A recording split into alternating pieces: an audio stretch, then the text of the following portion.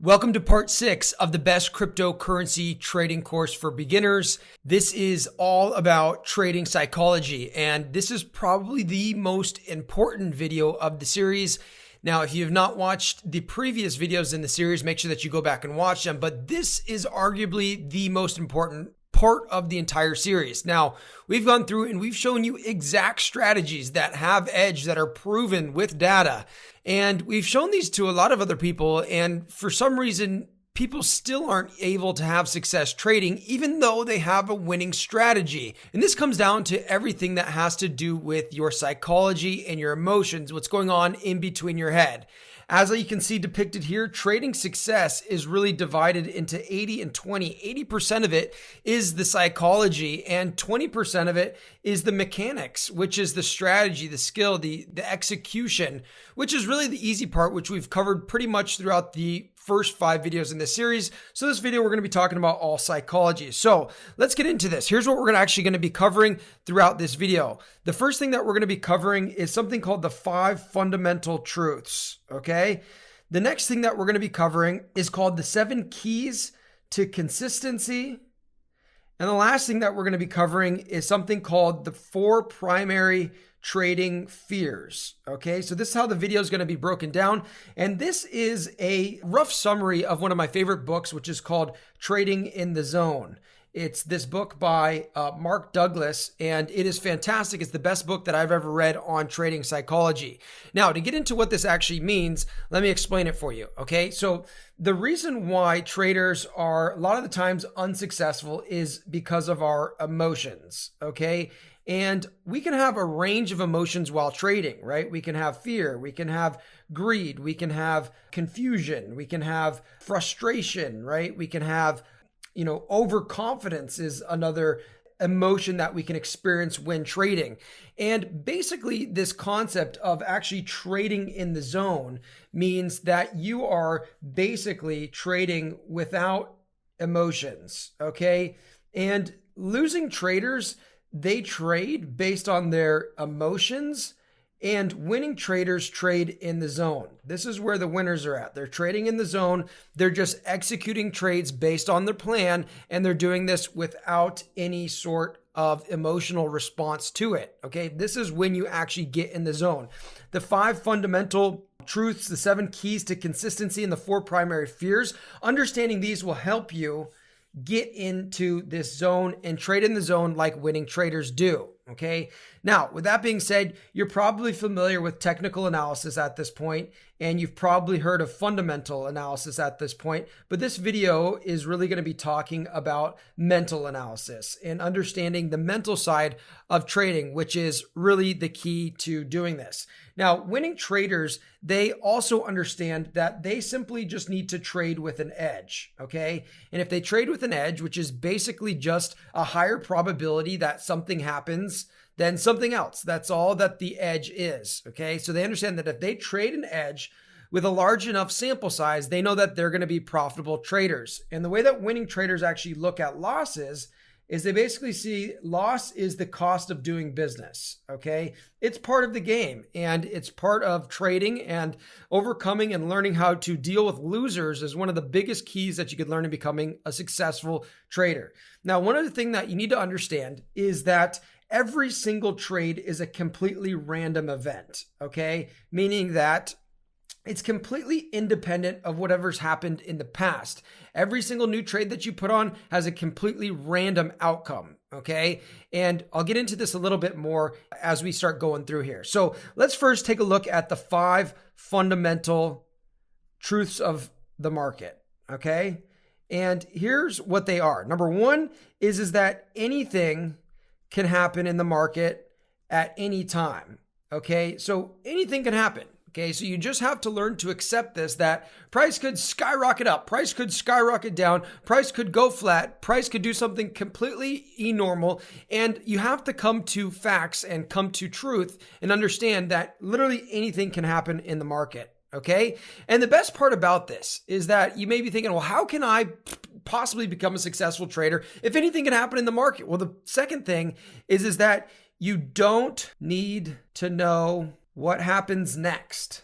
in order to make money in the market. Now, this is kind of relieving, right? Because anything can happen, but you also don't need to know what's going to happen next in order to make money in the market. And that's the beautiful thing about that is this idea of trading psychology is to get you to think in terms of probability versus trying to predict the market, which, as we know, anything can happen in the market and every single trade is a completely random event. So trying to predict the market is pretty much impossible. Okay. So the second thing is you don't need to know what happens next in order to make money. Okay. The next thing is that there's a random distribution between wins and losses. Okay. So what does this mean? This means that you could lose 5 trades in a row and your system may not be broken at that time. You could win 5 trades in a row, and then this has nothing to do with what's to happen in the future. Okay. It doesn't matter if you're on a long streak of winners. It doesn't mean this next trade is likely to be a winner. It doesn't also mean that it's a higher chance that this next trade is going to be a loser. Every single trade has a random outcome, and it also has a random distribution between winners and losers. Okay. The fourth thing is the understanding of an edge, which we talked about briefly earlier, which is the edge is just a higher probability, okay, that something is going to happen other than something else, okay? So it's just a higher probability. It doesn't mean that it's for fact going to happen. It just means that there's a higher probability that when this happens, this result will happen. Okay. So it doesn't mean it's always going to happen, and you could have several losses in a row, but you need to understand your edge, which we're going to talk about a little bit more later on.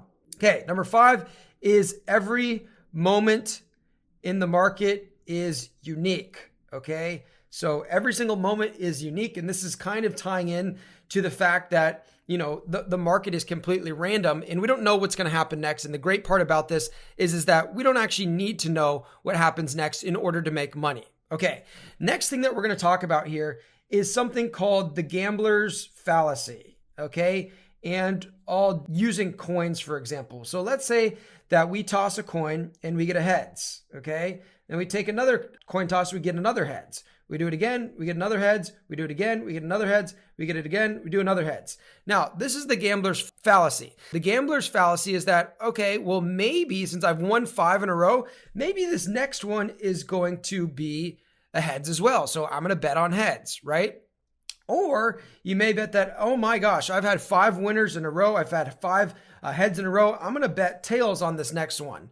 And this is actually incorrect thinking. This is the gambler's fallacy. They think that because of what's happened previously, this will determine what's to happen likely next. And this is a really big error in trading that people think, okay, let's say, for example, that I had a loser, I had a loser, I had a loser, I had a loser, I had a loser. So I had 5 losing trades in a row.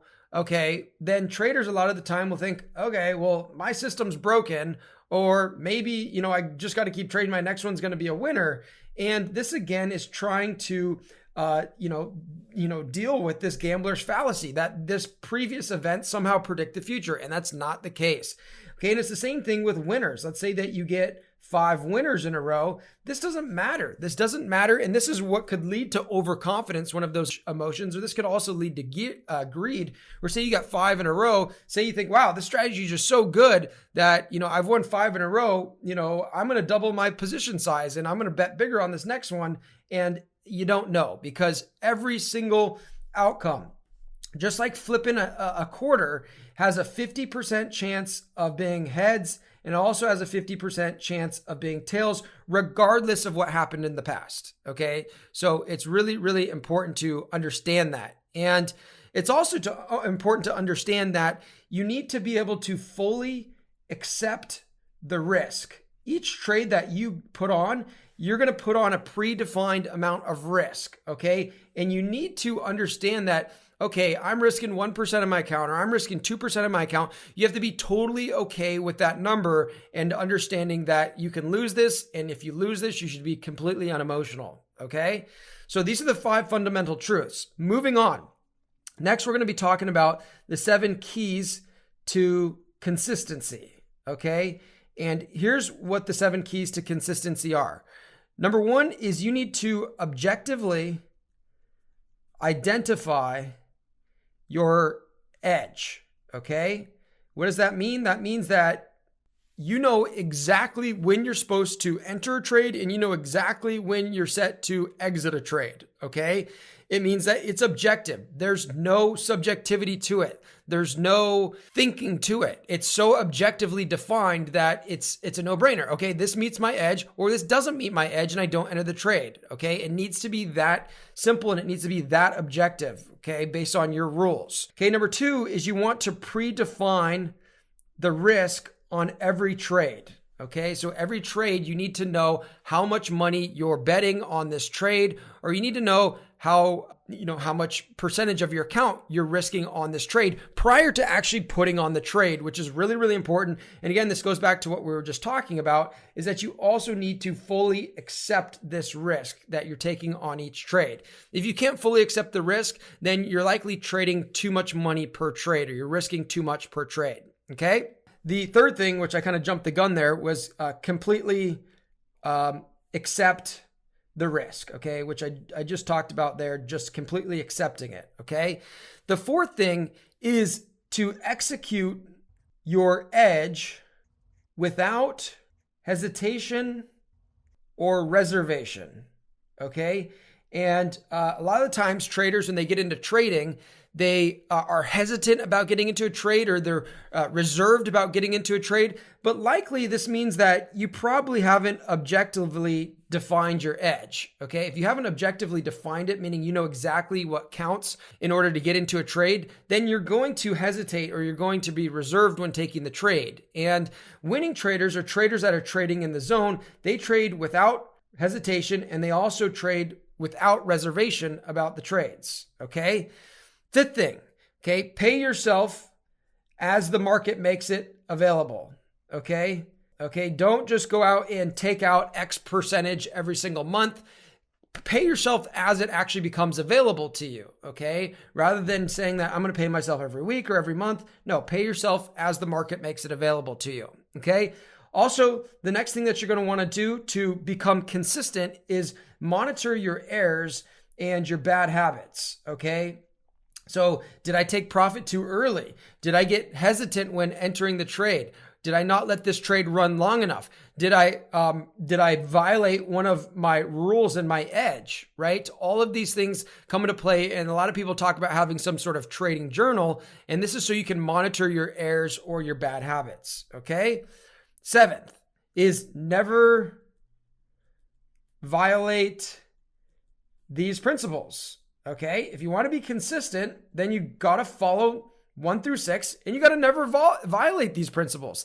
That's the key to actually being a profitable trader, okay, and a winning trader that trades in the zone. Now, with that being said, how else can you develop confidence? This is really key, okay?